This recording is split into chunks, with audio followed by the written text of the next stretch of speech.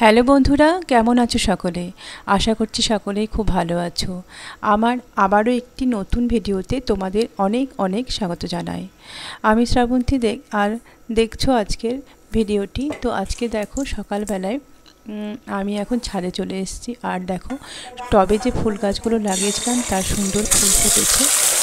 আর মাঝে মাঝে জলও দেওয়া হয়, ওই জন্য প্রতিটা গাছে কিন্তু সুন্দরভাবে কলি এসেছে। আর প্রত্যেকটা গাছে অনেকগুলো করে ফুল ধরেছে। গাছগুলো খুব একটা বড় নয়, কিন্তু তার মধ্যেই কিন্তু সুন্দরভাবে প্রচুর পরিমাণে ফুল ধরেছে। তো তারপরে আমি রান্না করতে শুরু করলাম। গতকালকের একটু চিকেন ছিল, সেই চিকেনটাকে আমি কিন্তু আলু দিয়ে মশলা দিয়ে ভালো করে ভেজে ঝোল বানিয়ে নিলাম। পরিমাণ মতো লবণ হলুদ দিয়ে দিলাম, আর আদা পেঁয়াজ রসুন বাটা দিয়ে আমি একটু পাতলা ঝোল বানিয়ে নিলাম। আর ছাদের গাছের ওই ফুলগুলো টবগুলো কিন্তু প্রথমে মাটিটাকে প্রস্তুত করে নিতে হয়, তারপর কিন্তু চারা গাছগুলো আনতে হয়। ছোট ছোট চারা থাকে, একদম ছোট্ট, যেমন জলের বোতলের মুখিগুলো হয় না, খাপগুলো, তো সেই মুখের মতো ছোট্ট একটা মাটির টবের মতো থাকে, তার মধ্যে কিন্তু চারাগুলো দেয়। তো তখন দেখে মনে হয় না কি যে ওই গাছ থেকে এত সুন্দর ফুল হবে। তো তারপরে সেগুলোকে বিভিন্ন প্রসেসে আস্তে আস্তে করে স্টেপ বাই স্টেপ মাটি প্রস্তুত করা, তারপর ওগুলো একটু বড় হয়ে গেলে টবের মধ্যে লাগানো, অল্প পরিমাণে জল দেওয়া, রোদে দেওয়া, এগুলো করতে করতে কিন্তু এইগুলো গাছগুলো সুন্দর মানে আস্তে আস্তে বড়ও হয়ে যায় আর ফুল ধরতেই শুরু করে। আর ফুল ধরতে শুরু করলে কিন্তু দেখতেও খুব সুন্দর লাগে। তো প্রথমে ভাবিনি যে ওই ছোটো ছোটো গাছগুলো পুরোটাকে লাগিয়ে ফেলতে পারবো আর সুন্দরভাবে এগুলো ফুলও দেবে আর কি, ফুলও পাবো এখান থেকে।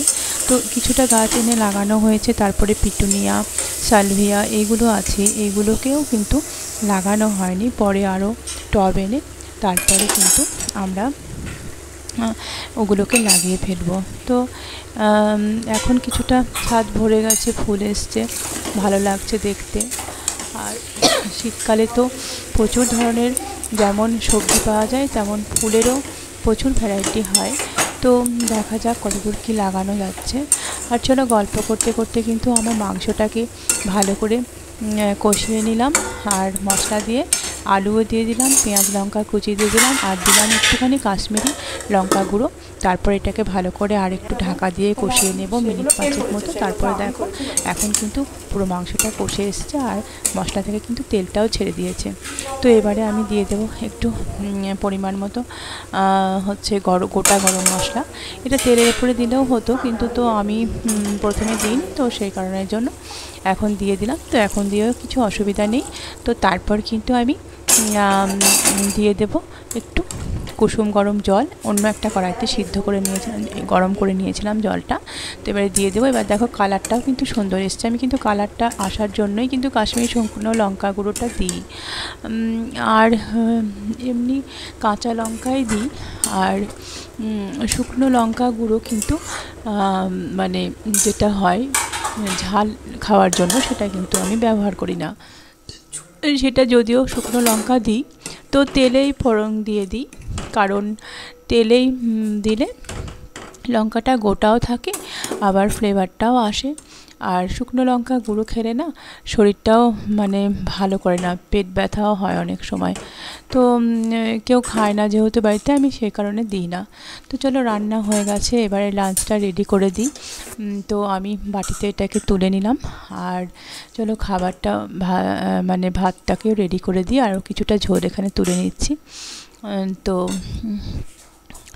চলো এখন দিয়ে আসি খাবারটা। তো আমার ভিডিওটি এই পর্যন্তই। যদি ভালো লেগে থাকে একটি লাইক করবে, আর যদি সাবস্ক্রাইব করে পাশে থাকবে। আর দেখা হচ্ছে পরের একটি ভিডিওতে। ততক্ষণ পর্যন্ত ভালো থাকবে, সুস্থ থাকবে, সাবধানে থাকবে। থ্যাংক ইউ সকলকে।